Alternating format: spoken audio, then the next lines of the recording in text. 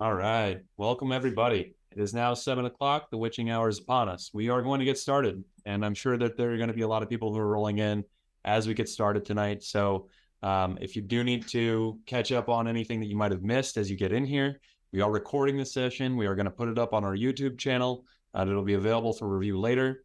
That's good for any of those that are here in attendance. So if there is a piece of information that you missed or you want to reference something that we mentioned later on, you're more than welcome to go back and check these out.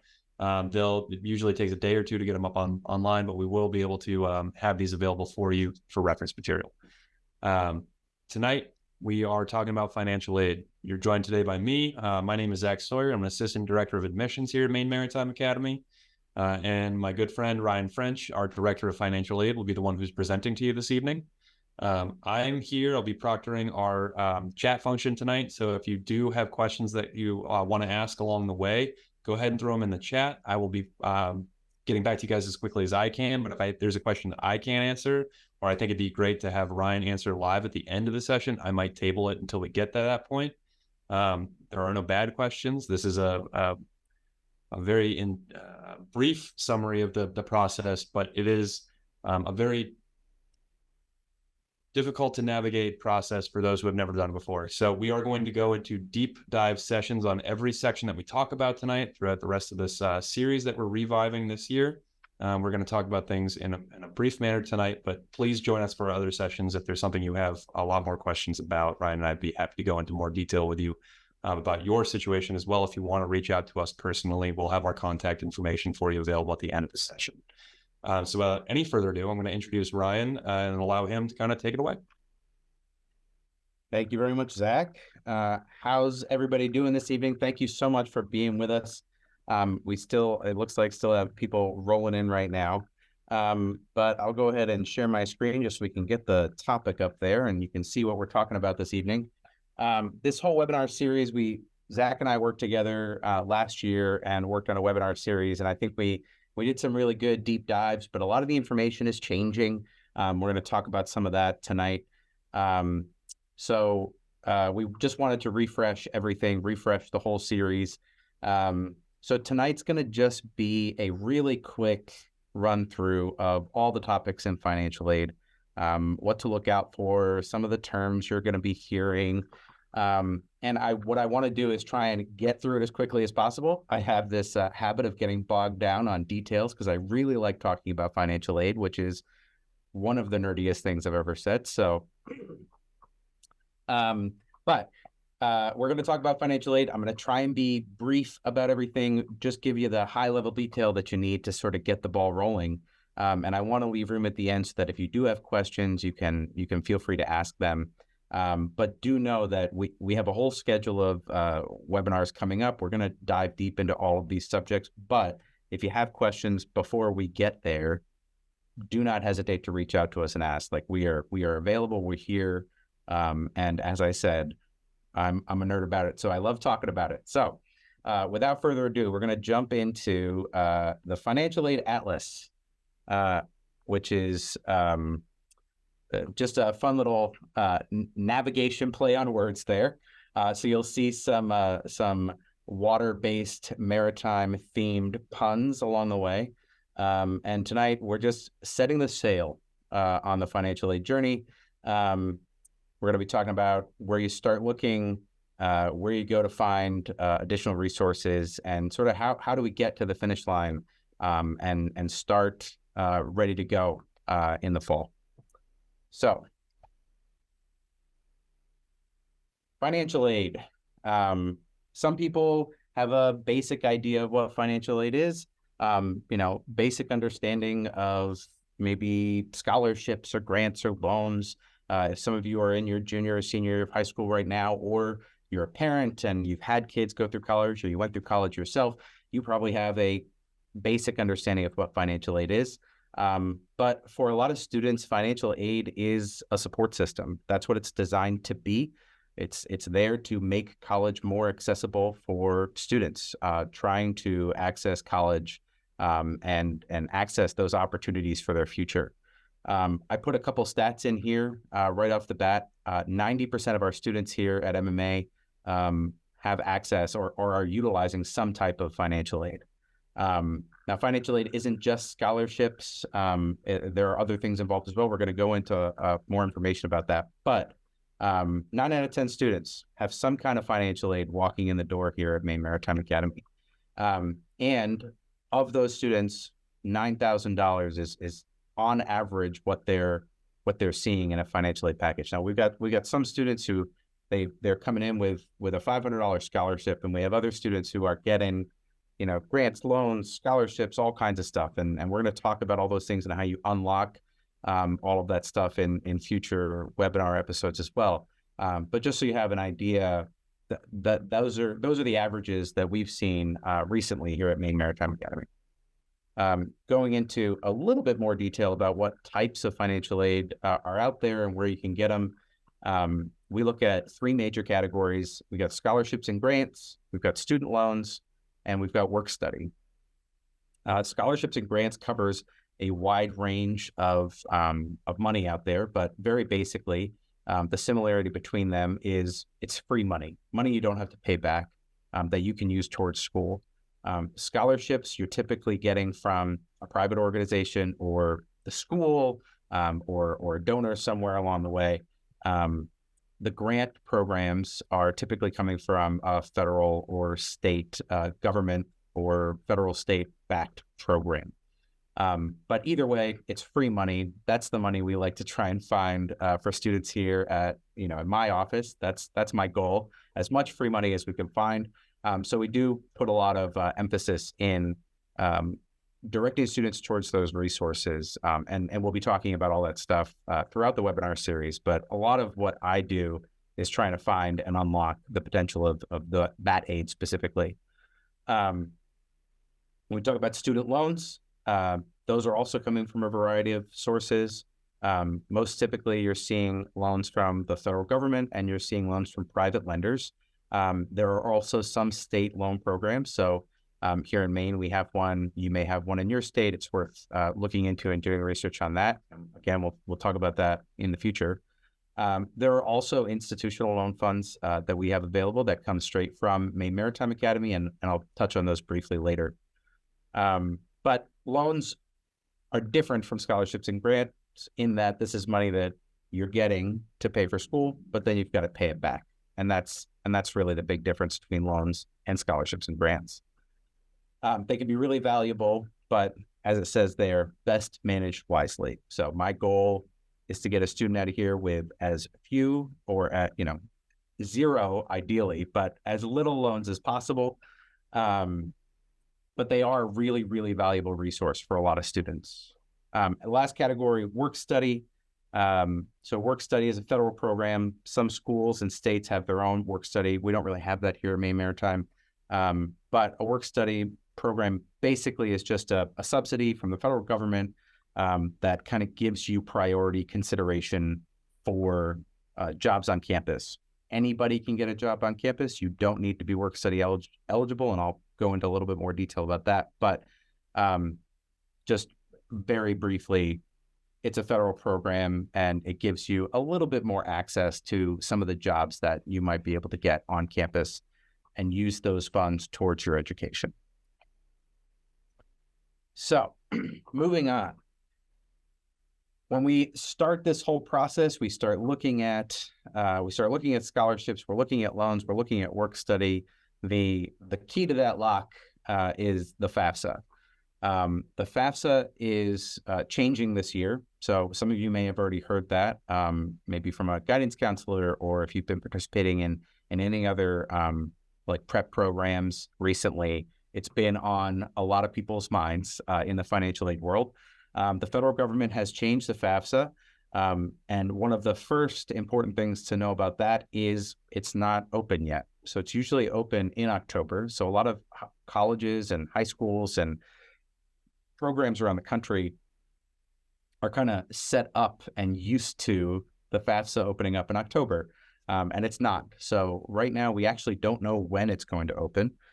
We're really hopeful that we're going to find out soon. And as soon as we know, we'll send messages out to everybody and let them know, and make some information public on the website as well. But we're hopeful, and we've been told that it's likely going to be opening up in December.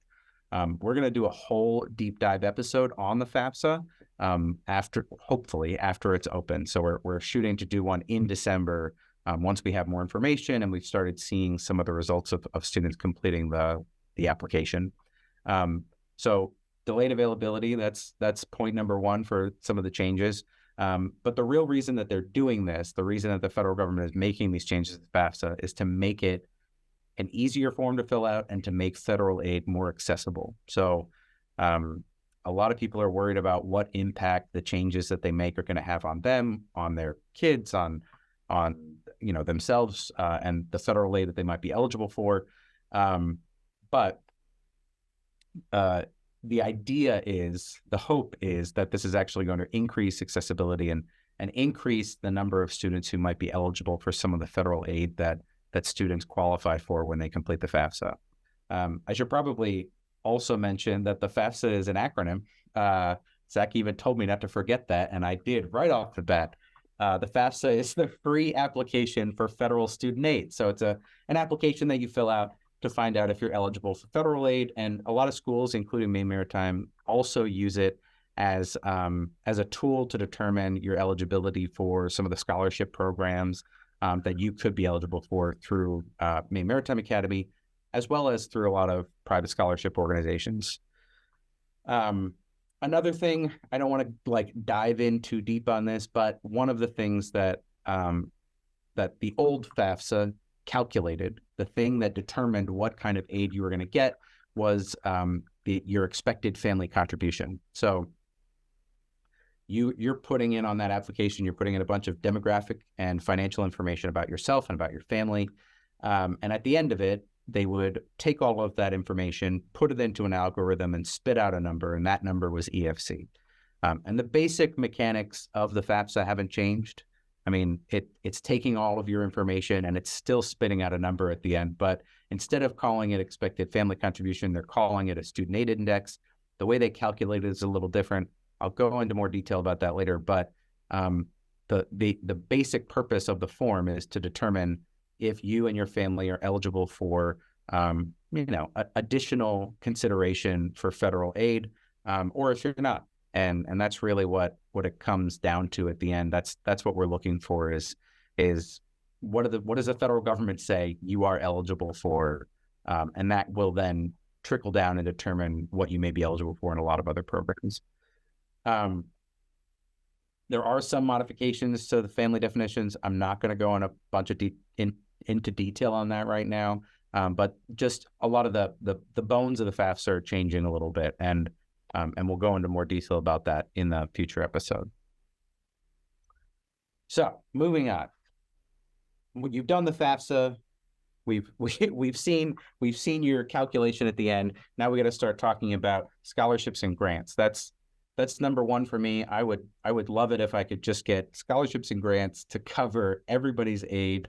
And so we really hammer this home that when you complete the FAFSA, as soon as it opens, let's get in there and get it done, get it submitted, get it sent to the school. Because there are federal grant programs that are available to certain students, depending on that calculation, that you may be eligible for.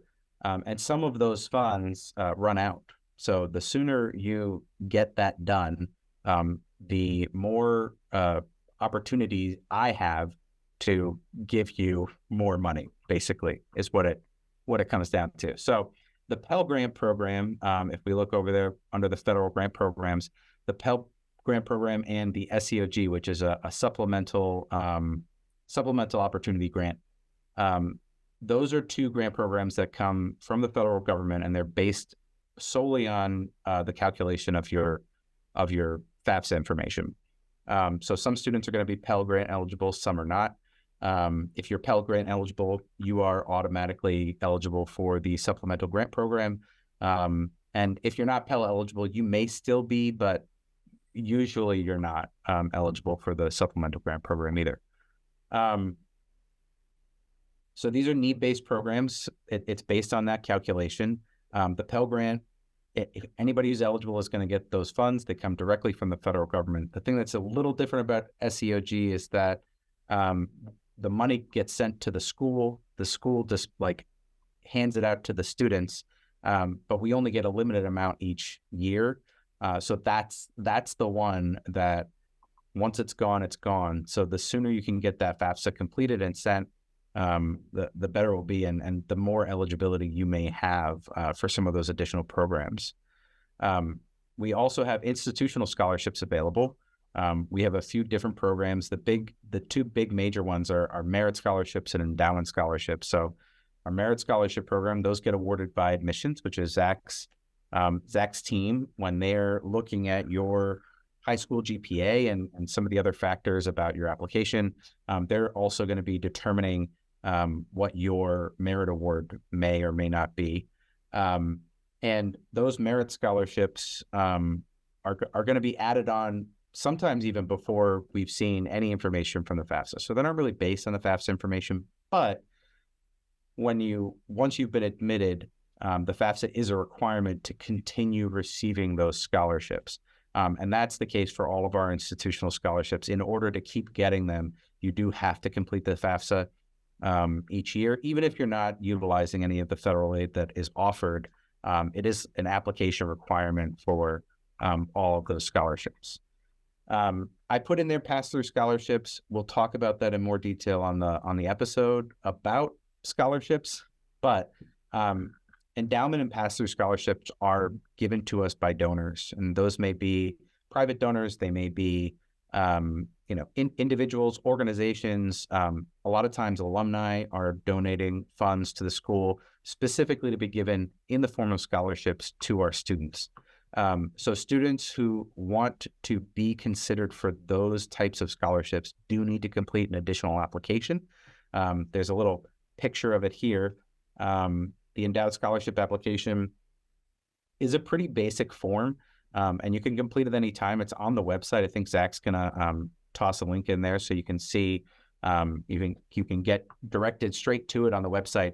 But the endowed scholarship application, it's getting just your basic information, a little information about what you're interested in, why you're going to school here. There is part of it. There's a little release to get your information, allow us to share your information with a potential scholarship donor. And then there's a thank you letter at the end, which we collect so that we can then pass your thanks on to a donor of a scholarship if you get selected for one. There's also private scholarships, and this is the one that I really want to hammer home, because there are tons of private scholarships out there, and it is an ocean that you are trying to wade through in private scholarships. There are a few resources that make it a little easier to sift through all of the information out there. So I like to highlight a few of these search engines, and I think Zach's going to post a couple links in as well in the chat. But Going Merry, Bold.org, FastWeb, there's a bunch of other ones. Career One Stop through the U.S. Department of Labor is one as well. And those search engines just make it easier to go in. You can get really specific. You can put in a bunch of your personal information and really find scholarships that may be specific for you. You can filter out scholarships that you know right off the bat I may not be eligible for based on certain criteria. You can get those filtered out.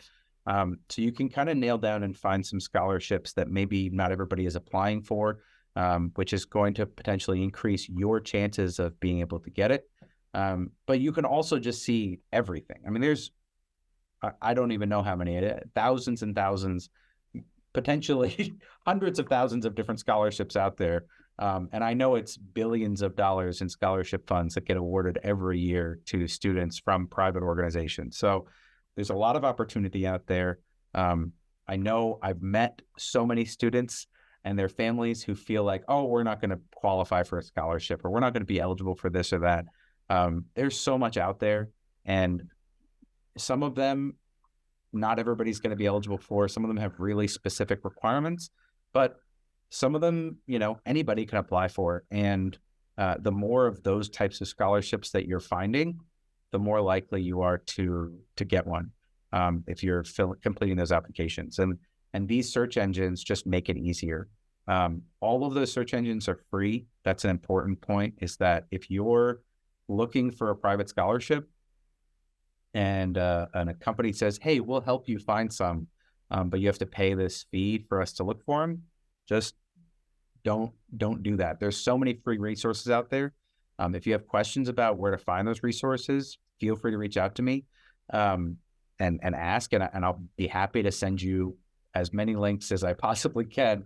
I've heard that some people have done the pay to find a scholarship route, and it has not been worth it. So I don't recommend it. And there are so many resources out there that are completely free, and so many organizations out there that make it really, really easy to find private scholarships. We're going to go into like deep dive on like all types of scholarship information. We've got an episode plan that's going to be all about just trying to find private scholarships. So I won't spend any more time on that, but it's really important, and it's a really great resource. So to talk about loans, I'm going to try really hard to not let myself get bogged down on this, because I don't know if you've noticed, I do like to talk about this a lot.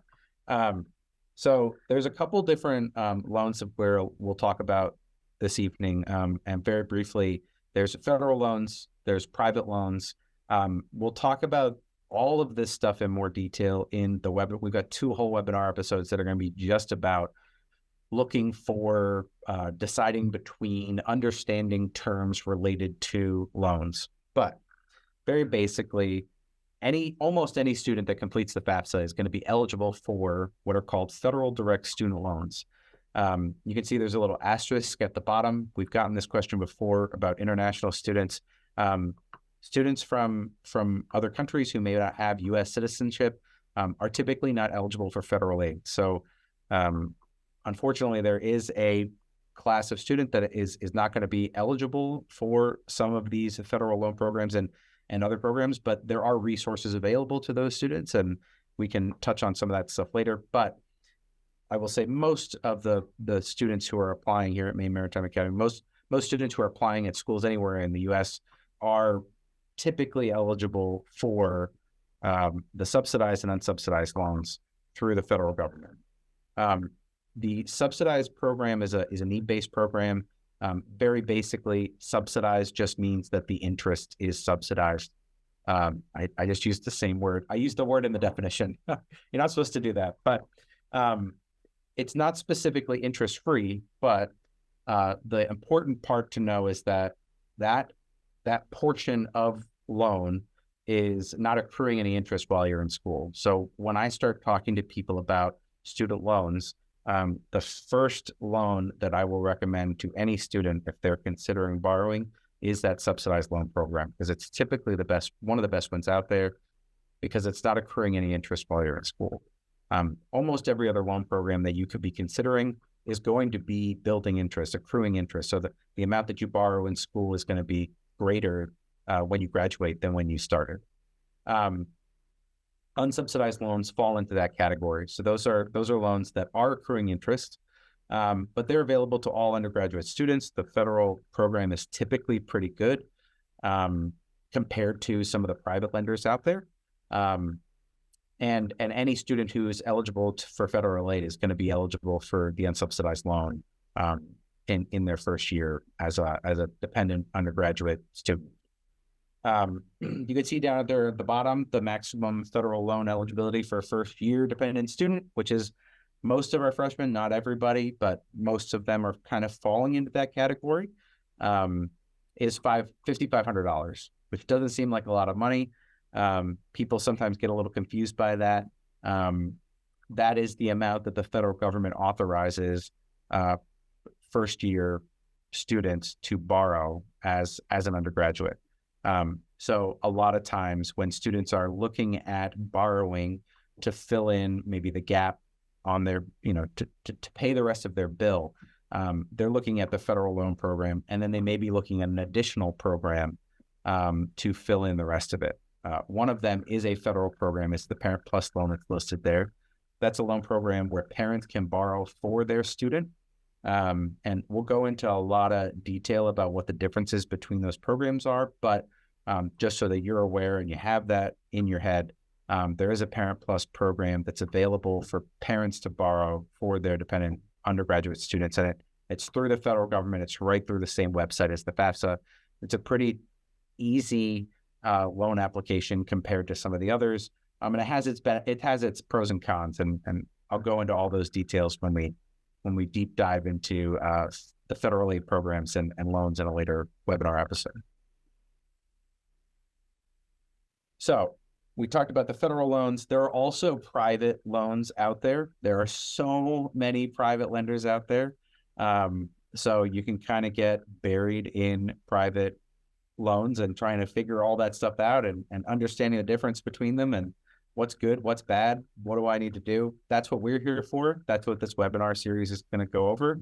But if you want to get a jumpstart, you want to look at some of that information, there's a website called Elm Select. Elm like the tree. It's listed right there. Zach's going to dump it in the chat as well. But Elm Select is a really great website to just go to and compare a bunch of the big name private lenders that exist out there who are letting students borrow for their education. It's a great resource. You can see, some of the interest rates, which is one of the bigger things that people are comparing when they're looking at loans.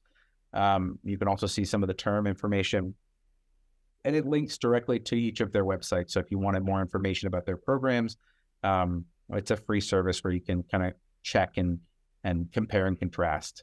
Some of you might be wondering, do I want a loan? Which is a really valid question. And I know I said at the top, like my goal, as little loans as possible. We do have a lot of students here at Maine Maritime that do borrow. So I'll just say that, right off the bat, so you're aware, a lot of students borrow, and people get a little nervous about loans. And it's okay to get nervous about loans. And I get nervous about loans myself. But one of the things that I've learned being here at Maine Maritime Academy is it's not like every other school. So when you hear people, really nervous, really cautious about student loans, that's good. Caution is good. But a lot of the horror stories that you hear about loans, they're just not happening here at Maine Maritime Academy. So the horror stories, the one that everybody, I feel like I hear all the time is the student going to the liberal arts school who borrowed $100,000 for an art degree and now, doesn't really have a job to help pay that back, and they're going to be paying it back for the rest of their lives. I feel like I hear that story all the time from parents who are worried, parents and students and anybody who's worried about just the student loan crisis. It's not really the same thing here. Like, obviously, we'd like for students not to borrow, but a student who's graduating from Maine Maritime Academy is different than a student graduating from a lot of other schools because of a few things. One, the graduation rate and the job placement rate here at Maine Maritime Academy are really high. And the jobs that these students are going into, if any of you had the pleasure of attending any of the admissions events that Zach puts on, giving presentations to students, or you've had the opportunity to come to campus, you may have heard this. Students here are graduating and going into some pretty high-paying jobs in the maritime industry. And that gives a student the ability to repay a loan and really repay it much quicker than even the lender is giving them to pay it back. I mean, it's just a different situation here at Maine Maritime Academy. So we'll go into a lot of that detail in the loan episode, but just so you have that in your mind, loans, it's good to be cautious, but not always necessary, I guess, here at Maine Maritime Academy as much as maybe at another school. Very briefly, wanted to just mention, also, if you can't get a loan, there are resources available. Some students, if they're having issues getting a loan, they may come to me and say, I don't know what I'm going to do. I really want you to come to me and say, I don't know what I'm going to do. I need to know that because we do sometimes have resources available for students in the form of, maybe we've got scholarships available that we haven't really looked at yet. We've got maybe grant programs available that we could be looking at, but we also have an institutional loan program. So we do offer loans to students in very specific cases where they're having trouble getting a loan, or they've gotten offered a loan and the rate of the term is really terrible. And if you have questions about what is a terrible rate, like, feel free to reach out to me. You can kind of look up some of that information, but I would say, we don't need to get bogged down on interest rates right now, but suffice it to say, if you're worried or you're concerned about some of the rates or terms that you're looking at when you start doing your research on this, feel free to reach out. I'm happy to have those conversations, and we'll dive deeper into all of that in our loan episodes in the spring. So the last one, work study, that is also determined through FAFSA information. So when you complete the FAFSA and it gets submitted and you come up with that calculation determining, what aid you may or may not be eligible for, work study is one of those financial aid pieces that you can determine your eligibility for after completing the FAFSA. Most of our students who complete the FAFSA do have some work study eligibility.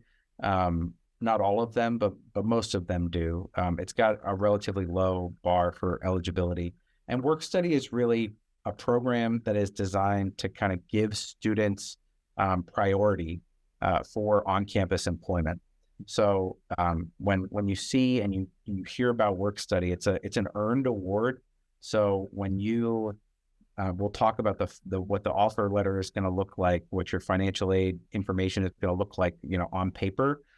When you see work study on there, that's sort of an allotment, but it's not really, not that it's not real, but it's not like specifically money you're going to get unless you decide to get a job on campus. So it's available to you, but it's an earned award, I guess, is the easiest way to explain it.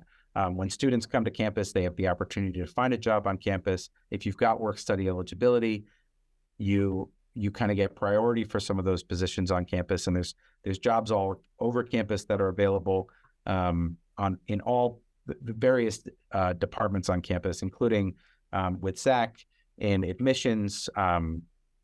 He's got a bunch of jobs available for students to give tours and meet with students and families, and there's administrative work that can get done in a lot of the different departments. And then one of the other big employers on campus is our athletics department.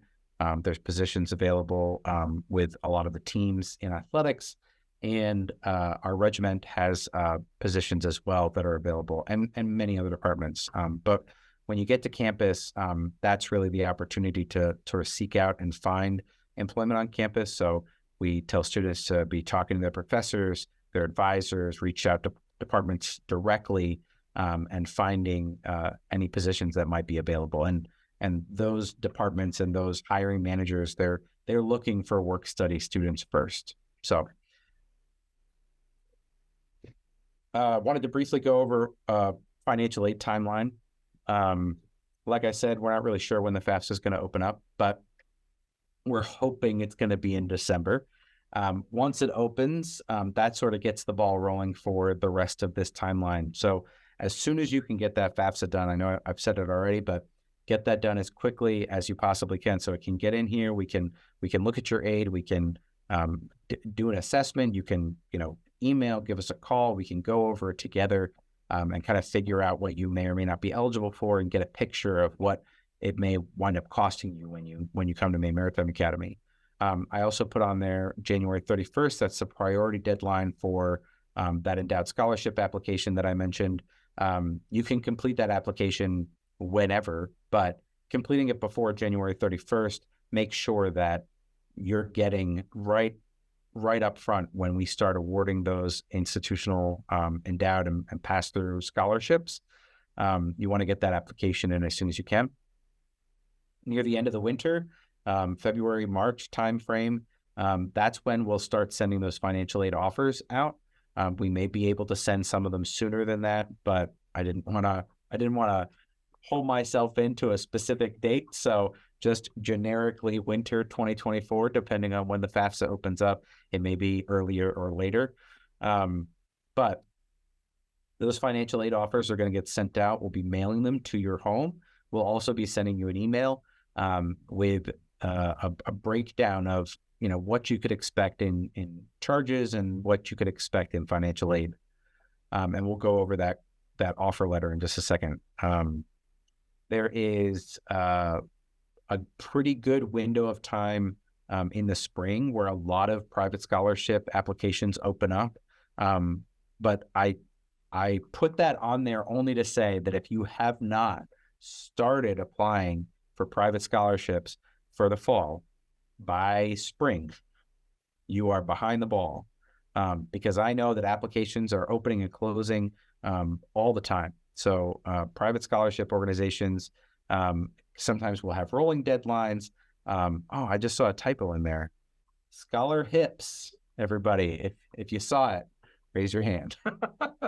Private Scholar Hips out there, those applications open and close on rolling deadlines all throughout the year. So it's not something that you should just be, let me look at it in the spring and then never look at it again. The students that have the most success with private scholarship applications, they are filling them out all the time. I try and tell students, I know a lot of you maybe are going into your senior year, or you're in the middle of your senior year right now, and you don't really have a lot of time to fill out scholarship applications. But if you can set aside time on a regular basis, if you can do it monthly, great. Put some time aside, go online, check out some of those search engines, fill out some private scholarship applications, and just keep an eye out as you're going, because those windows are opening and closing all the time. And you want to make sure that you're not missing out on a scholarship opportunity that you may have otherwise been eligible for. In the summer, that's typically where we're finalizing a lot of financial aid for students. And that is also when students start really applying for their private and sometimes federal loans at that point, if they're doing the PLUS loan program. But that's when we'll have a really, really good idea of, here's the aid that you're going to be eligible for, or that you've already received, and here's what your bill is going to look like. And let's really get down and figure out what else do we need? Do we need anything else to get over the finish line and be ready to start in August for the fall semester? So that's the general timeline. There's a bunch of little points in there along the way that I could talk about forever, but I'll move on right now, and we'll be going into more detail, as I've said a few times, in future episodes. This is a ton of information, but I briefly wanted to mention the offer letter. We're going to do an entire episode on breaking down the information that's on the offer letter, but I wanted to make sure that people understood a couple terms. The first one is on the right there, cost of attendance. Cost of attendance is a budgeting term. It is not how much it actually physically costs you to come to school. So the reason I say that is that cost of attendance is used all over the place in a lot of different literature, and some people get a little confused by it. And I just wanted to make sure you understood that the cost of attendance is the amount it will cost a student to go to school based on a bunch of budgeted information. So when you look over on the left there, you've got direct costs and you've got indirect costs. So direct costs, things that you might see on the bill; indirect costs, things that you're never going to see on the bill. And cost of attendance is all of those things combined. So you're going to see things like tuition and fees and room and board, or food and housing. You're going to see those things in your cost of attendance. You may also see those things on your bill in the fall. The things that you're not going to see on the bill are a laptop allowance, or transportation costs, or personal or miscellaneous expenses. But we include those in cost of attendance so that you have an idea. Oh, I might have to budget for the plane ride up to Maine when the fall semester starts, or I may have to budget for a new laptop because maybe the one I have doesn't meet the minimum criteria for my physics class. I don't know, just throwing that out there. But those are indirect costs. Those are things that the school doesn't bill you for. So it's not what's a direct cost of coming to school, but it is something that we want students to be able to budget for. So when you see cost of attendance out there, that is sometimes it's a tricky number to get your head around. I just wanted to make sure that you understood that it is different than this is what I'm going to pay on my bill. It is a different number. It encompasses a lot more than just that. Also on the offer letter is estimated financial aid, which is EFA. You don't often see it shortened to EFA like that, but sometimes you will. I just want to make sure you're aware of that as well. And EFA is your total amount of aid from all sources. So it's loans, scholarships, work study, all of that's going to be lumped together into one number. And when we give you your offer letter sometime late winter, hopefully, it will have all of that information on there. And so it's a really good opportunity to look and see, this is the aid that I can expect. Here are the charges that I may or may not expect. And then that gives us the opportunity to have the conversation and break down all that information and figure out what it's actually going to cost you at the end of the day. So I just wanted to briefly mention this just so you're aware. There are some eligibility requirements beyond, completing the FAFSA every year to keep scholarships and keep some of your aid. The baseline requirement here is what's called SAP, Satisfactory Academic Progress. So you may hear that, and you may have heard that term before, but it's basically, it's an academic assessment of where you're at. So as you go through school, they'll be constantly checking your progress in school. And there are federal requirements that say if you're not meeting certain minimum requirements, which are pretty low bars, just so you're aware, if you're not meeting certain minimum requirements, you could be sort of marked as not meeting that satisfactory academic progress requirement, and there is some aid that you may lose as a result of that. Any student who's facing situations like that, you have the right to appeal any decision that gets made throughout that process, but there's also so many resources available on campus. I mean, I'm a resource on campus, Zach is a resource on campus, but we have a whole department that's sort of set up for student success and helping students, meet some of those academic requirements if they're struggling. So there's a lot of resources out there that are available to you. And just, if you need access to anything like that, definitely reach out, because, you don't know what's there until you ask, right? And so there's definitely resources available. There are some minimum requirements for merit scholarships and endowed scholarships as well. Those are listed out there. 3.0 GPA to maintain your merit scholarships. That is not to say that you even necessarily need a 3.0 to get a merit scholarship coming out of high school, but you do need to maintain one here at Maine Maritime Academy in order to keep that scholarship over your time spent here. Endowed scholarships, the bar is a little bit lower, but 2.5 GPA, slightly more attainable. That means, if you've got a student who is potentially losing a merit scholarship due to GPA, still has some scholarship eligibility, and there are still resources. And then even students that get below that threshold, there are resources available. And like I said, I'm here, Zach's here.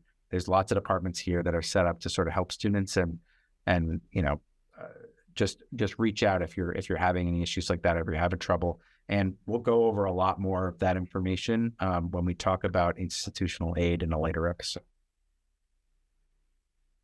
So just wanted to point out some additional resources. There's tons of information on our website. We do have a whole admissions page. The financial aid pages are sort of also contained within the admissions page of the website.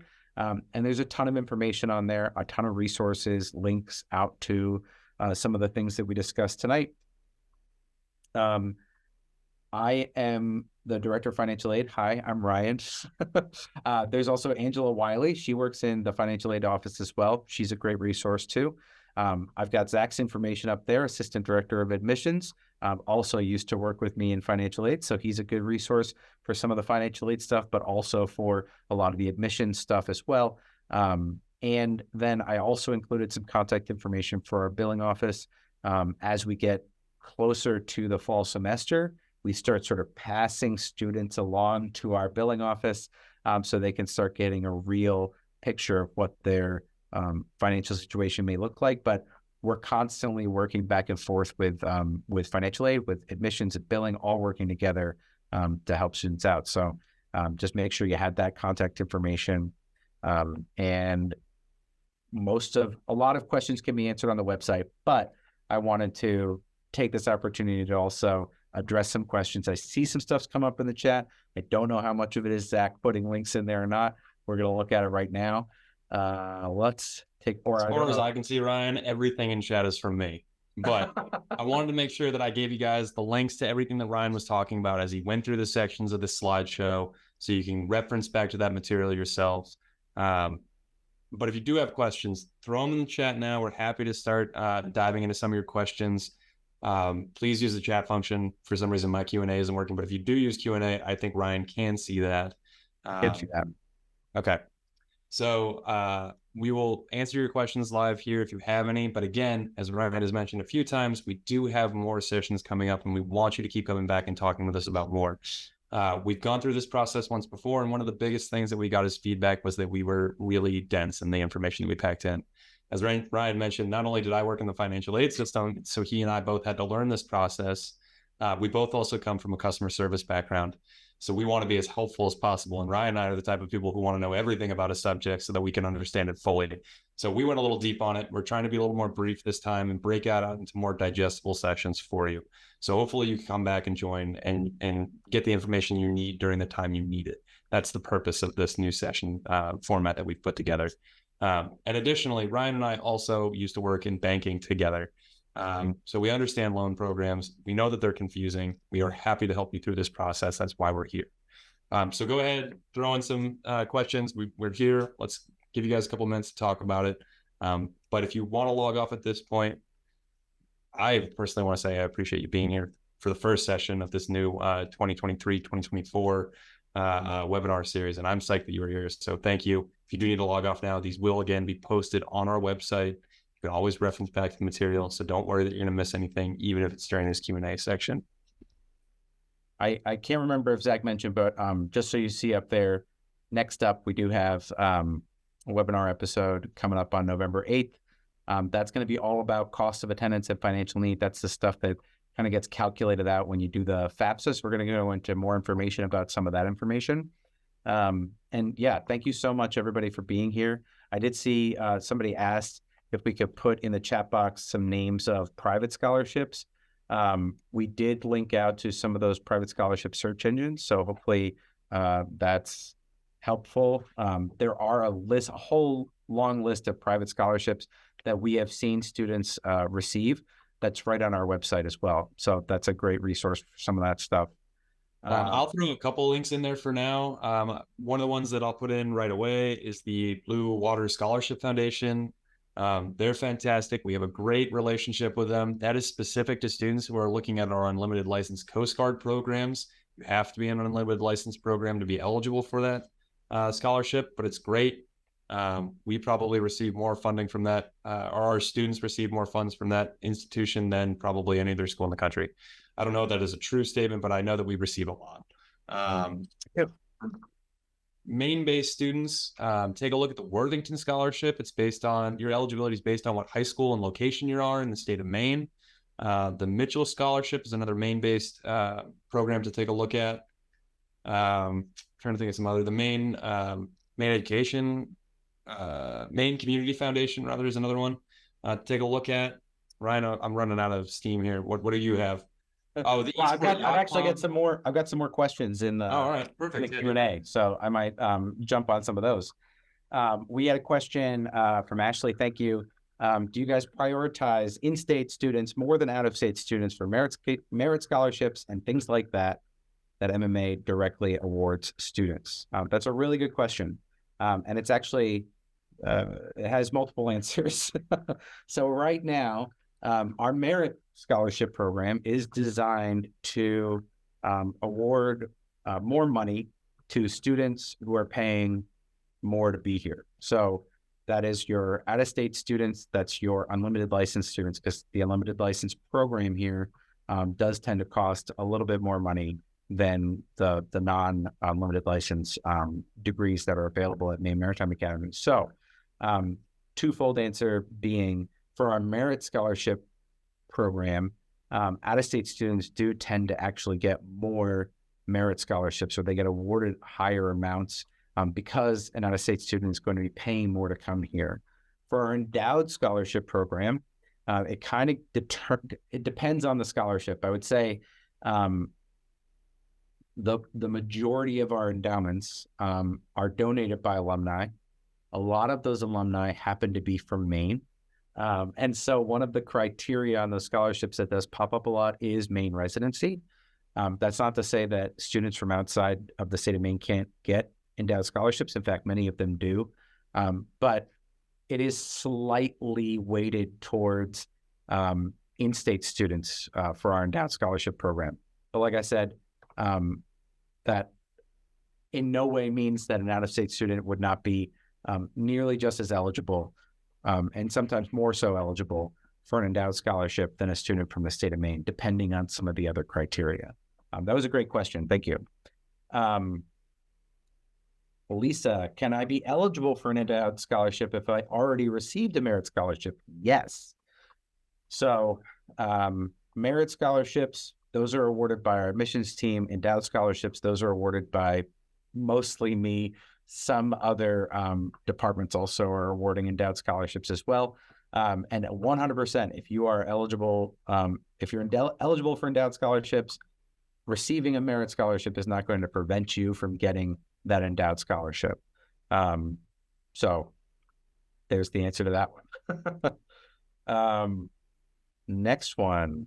I'm loving the questions. Thank you so much, guys. I really appreciate you putting questions in there. So that's really helpful. Those questions are job security for us, and then we get to keep right. So we're psyched on it. Keep on doing it. That's good. Michelle asks, how will the FAFSA delay impact an offer letter?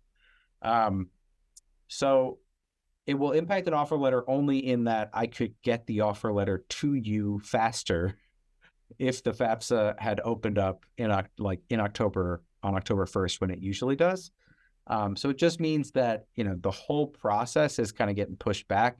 So when we looked at that financial aid timeline, some of those things sometimes will happen a little sooner. So if you've never had the college experience before, you've never had to put a kid through school yourself before, you won't really notice too much of a difference. But I wanted to make sure I pointed out that, people who are used to this process, it's changing because the FAFSA has been delayed. But it will not impact the aid that you're eligible for. It may just impact, when you get information about that aid, because it'll take a little bit longer for us to, process everything on our end. Great question. Thank you. Let's see. Okay. Our marine biology scholarships. Okay. Any marine biology scholarships that you can lead me to? I can jump in on this one. I think Zach's got this one. So great ones to take a look at through some federal programs are the NOAA scholarships that are offered. They're offered in fellowships and scholarship opportunities through the NOAA website, NOAA, I believe it's .org. Or you can look at EPA. Those are also really good ones. They're, again, in the form of fellowships typically, but you can also look at their scholarship opportunities. Beyond that, take a look at institutions that you know about that work in that sector. They often have scholarships available on smaller scale programming. And one program that everybody who is in a STEM-based major should take a look at is the SMART scholarship program. Marine biology is specifically listed as one of the majors that they're looking for student applicants of. And that application is available and closing soon. So if you are interested, the SMART scholarship program runs through the Department of Defense. It's a 1-for-1 scholarship opportunity. So for every year that they sponsor your student, a student owes them 1 year of civilian contract work after they graduate from the program that they come through here within. That is, in my opinion, my time in financial aid, probably the best scholarship program I've ever seen. They cover your tuition, your room and board. They give you a stipend for books every year and personal expenses. They also pay you a $25,000 stipend as a student every year that you receive funding. So you can potentially make money as a student. And then you're guaranteed internships every summer. You're guaranteed employment after you graduate, and DoD contract jobs pay pretty well, regardless of your function within the DoD. And again, it's a civilian contract work, so it's not like you're signing up for any service that you don't want to be a part of, unless that is the way you want to go. Sometimes that does mean that you are working on a military base, but that does not mean that you are signing up to be a part of the military. And then there are tons of like any of the majors that we have, any of the industries that you're considering, they all have their specific list of scholarships out there. So that the Career One Stop that Zach linked to is a really great resource for that. You can type in marine biology and it will just give you a laundry list of scholarships that you may be eligible for that are specific to that major and to that industry. And it's the same with any type of engineering or transportation or business logistics, any of that stuff that we offer here at Maine Maritime Academy. There are lists of private scholarships out there that are specific to a lot of those programs. We had a question on here. How do you apply for the endowed scholarship? I think I mentioned the endowed scholarship application. Zach, I'll link it again here in the chat function for everyone. Well, anyway, yeah, it is linked in the chat. When we send out the email electronic version of the offer letter, we also include a ton of resources, and one of them is a direct link to the endowed scholarship application again. So you'll get it a few times throughout the process, but you can apply for it anytime. You can fill that information out, send it to the financial aid office. You can send it to financialaid@mma.edu, or you can send it directly to me or to Angela, or you can mail it if you want to. Either way, it goes on file. That you don't need to have even been admitted to Maine Maritime Academy to fill that out and send it in. We'll put it on file, and then we'll link it up with your profile once everything else has been built along the way. So feel free to apply anytime. Merit scholarships. This is one that Zach may be able to answer. When do merit scholarships get sent out, Zach? So right now we are sending out your merit offer as soon as you get accepted. So when you receive your formal admit letter in the mail, you will also receive your merit offer in that same package. So apply, get accepted. Let's go forward. Yeah. We want to have you here. And the last question, are there any scholarships specifically for women? And this person is in the 5-year track. And 100%, there's scholarships that are exclusive to women, and then obviously there's scholarships that are open to both men and women. But if you're looking for the scholarships that are specifically for women, there's a few that we have seen students here at Maine Maritime Academy have good success with. Zach, I think one of them is Women on the Waterfront. So Women on the Water is a club on campus, but they work with a company directly called Women Offshore. They do sponsor students. So that's a great one to get involved with. Additionally, I can tell you this, as far as women engineers, there is a massive national push to invite more women into that heavily male-dominated field. So if you are interested in becoming a female engineer, please, there's so much money out there. I can't even begin to think of one place to send you to. But utilize those scholarship finders that we send out, those search engines, Going Merry, FastWeb, Career One Stop. Put in your demographic information, and it will ID specific scholarships that are for you. So if it's a female-based program, and you're a female student, it's going to cut the applicant pool right in half because it doesn't allow any men to apply for it. So think about things like that. Utilize those tools that are out there. But I can tell you right now, yes, women in engineering fields, there is so much money available for you. I don't even know where to start. And if you are also possibly talking about the 5-year marine bio SVO track, there are also I know that I can't remember what it's called. I wish I could remember, but I know that there's one women in science, women in, I can't remember, but there are a ton of scholarship organizations out there that prioritize funds to many different demographics. So, very specifically scholarships for women, scholarships for people of color, scholarships for very specific demographics of students. So feel free if you've got,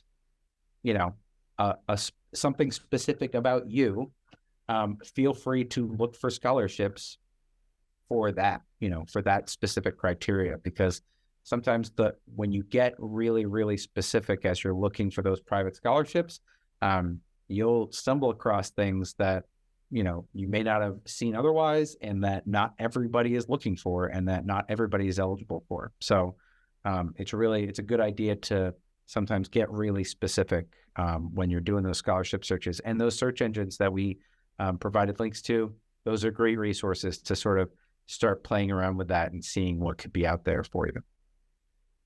That was the last question that I've got. We're right up on 8:00. Thank you all so much for being here. I'll stay on for a little bit. I think Zach and I will stay on for a few minutes more, just in case we get any more messages that come in. But thank you so much for attending. Thanks so much for taking the time to be with us this evening. Thanks for listening, because we both talk a lot. So I know sometimes maybe it's not easy to just listen to two people talk forever. But thank you so much. I really appreciate you being here. And if there are any last minute questions, feel free to throw them in there. I'm happy to answer them. I'm also thankful you were here, and I appreciate everybody who had questions that I actually got to answer. And anybody that I've been able to engage with as you come through college visits, as you come in and shadow a student for the day. It's been a real privilege to work with everybody so far this year. And if you haven't taken the opportunity to come and visit us on campus, please do. It's a great time for us. We think it's really informative for the students who go through that program. The parents also come away hopefully learning a little bit about what the students are looking at as they come through the programs. And there's also opportunities to talk with people like Ryan and myself. So if you have questions, you can sit down and we can take some time and do that with you individually while you're here on campus. It's one of the things that we actually really like about our jobs. I like a lot about my job, Zach. Oh, I like most of my job. Zach sometimes feels a little ornamental, I feel like, on these webinar series, because he sort of introduces, and sometimes he'll take some softball questions throughout the whole thing. But when you come to campus and you want to, see campus, you want to visit, you want to meet some students, you want to meet some teachers, like Zach is your man. He's the one who's setting all that stuff up. So if you've got questions about campus, you want to come and schedule a time to come down and see us, definitely reach out to Zach. He is the one to know on campus for sure. Try to open as many doors for people as I possibly can. And if there's something that I can do for you on your visit that's specific to something you want to do, meet with a coach, talk to a professor, shadow a specific type of student, that's where I feel like I can really jump in and help you all out. I'm working with Ryan because Ryan and I are good friends. We know each other for a long time. We've worked together before we were at this institution. And I like to stay involved in the financial aid world because it allows me to answer more of those questions for people while they're here on campus. I wanted to get one more question in. How long after getting my letter of acceptance should I plan on receiving the physical letter in the mail? I actually don't know what that means, Zach. So when we make decisions, we are really good about updating them online. So you'll get an email or a text message from us right away once your application status has been updated. You should be receiving your formal admit letter in the mail within a week or two of finding out. So everything will be involved in that package. There's next step information. There's the merit-based offer. There's that formal admit letter that you can frame, put up on the refrigerator for a little while and show off to all your friends and neighbors as they come through the house. Yay, I made it. Yeah, exactly. So that all should be there within 7 to 14 days. And I give such a wide berth there because I just don't know what the U.S. Postal Service does anymore. It's always a question mark, but we're pretty quick about getting things out. And for those of you who are not quite yet to that point of submitting your application, it's a kind of a two-step process. We're kind of broken into our sections based on our admission staff, but I promise to all those students looking at those engineering applications that I will move through your application within a week or 2 week maximum. I try to get my section done as quickly as possible because after it goes through me, it goes through a committee for a formal review, and then we send out that admittance update. So I try to move really quickly through my end so that they can get quickly through their end, and we can get you a decision as quickly as possible. So we will get you that decision really fast, hence the things like electronic communications through text message and email, but that formal admit letter should hit you pretty quickly thereafter as well. And I also updated my name here under my picture to be my email. If you do have questions, go ahead and reach out. If you're trying to set up a visit, let me know. Maybe Ryan wants to do that as well. If you have questions, you can send him an email. I was trying to do it for you, Ryan, but it won't let me. Oh, okay. Well, so, that reach out to us. Email is really great. We do get inundated with phone calls. My role has me all around campus all day, so my phone will sometimes go unanswered. I will try to get back to you as quickly as I can, but I'm really neurotic about answering emails. I check it constantly. It's on my phone. I even do it at the dinner table. My wife hates it. But we are very quick about the email communication. We get back to people same day, if not same minute. In fact, during this webinar series, not only was I paying attention to Ryan and dropping links in the chat, I was also emailing back and forth with a student who's finalizing their application right now in real time. So cool. Let us know how we can help. We're here for you. We want to be involved in the process as much or as little as you need us to be, but we are here as a support system for you through that process. I think we're going to get ready to wrap up. I got one more thing in the chat here from Michelle asking about the links in the chat, which she's having trouble copying and saving. Is there any chance that we can send all of the links in an email to the participants on the webinar, Zach? I don't know how to do that. But Kate can do it, right? Yeah, we'll find a way. Make that happen. We'll get the list of everybody who signed up, registrants, and we'll send a follow-up email through you all. Yeah, so we'll send all those links in an email so that you have access to all that stuff. Thank you all so much for attending. Thanks for being part of this. There's many more episodes to come. We're going to go into deeper dives on a lot of stuff. Like I said, the next one, November 8th, we're going to be looking at cost of attendance and financial needs. So some of those calculations there. Thank you so much for being with us. Thank you to Zach for sort of being hanging out. Yeah, helping me. Thank you for helping me, Zach. I appreciate it. And thank you all for being here. If you have questions, reach out. Happy to help. Thanks, guys. Have a wonderful evening.